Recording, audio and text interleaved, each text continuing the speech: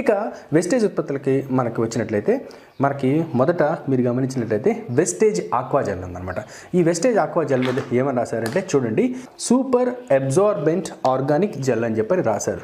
Super absorbent organic gel అంటే absorb చేయటం, పీల్చుకోవటం, అంటే ఇది మనకు ఆ రకంగా మనకు ఉపయోగపడుతుంది. మీరు గమనించారా, మీరు ఎప్పుడైనా మీరు మందు భూమిపై జల్లినప్పుడు, ఫెర్టిలైజర్స్ని భూమిపై మీరు జల్లినప్పుడు ఎంత శాతం మొక్కకి అందుతుంది, ఎంత శాతం మొక్క తీసుకుంటుంది అని మీరు ఎప్పుడైనా ఆలోచించారా?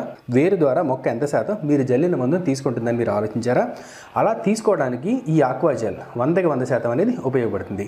ఒక చిన్న ఉదాహరణ చెప్పినట్లయితే, మీరు మందు జల్లిన తర్వాత ఆ మందు అనేది 4 అంగుళాల లోతుకి వెళ్ళిపోయినప్పుడు, భూమి పీల్చుకున్నప్పుడు వేరు వ్యవస్థ అనేది తక్కువగా ఉండటం వల్ల వేరు 25 నుంచి 50% మాత్రమే పీల్చుకుంటుంది. మరి మిగతా 50% మంది ఏమైపోతుంది?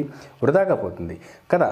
అలా వృధా పోనీయకుండా మన ఈ ఆక్వాజెల్ని, మన అగ్రి ఆక్వాజెల్ని మనము భూమిపై మనం జల్లటం ద్వారా మీ మందుని 100కి 100% వేరు వ్యవస్థ తీసుకోవడానికి ఇది ఎంతగానో సహాయపడుతుంది.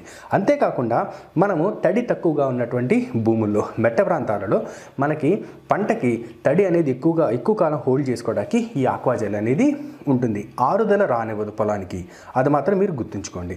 తర్వాత నీరు ఎక్కువగా నిలిచిపోతుంది కదండి పొలాల్లో, అలా ఎక్కువగా నిలిచిపోయినప్పటికీ వేరు అనేది కొల్లకుండా మనకి వేరికి ఎంత అయితే అవసరమైతే నీటిని తీసుకోవాలో అంత తీసుకునేలాగా ఈ ఆక్వాజెల్ అనేది మనకి ఉపయోగపడుతుంది.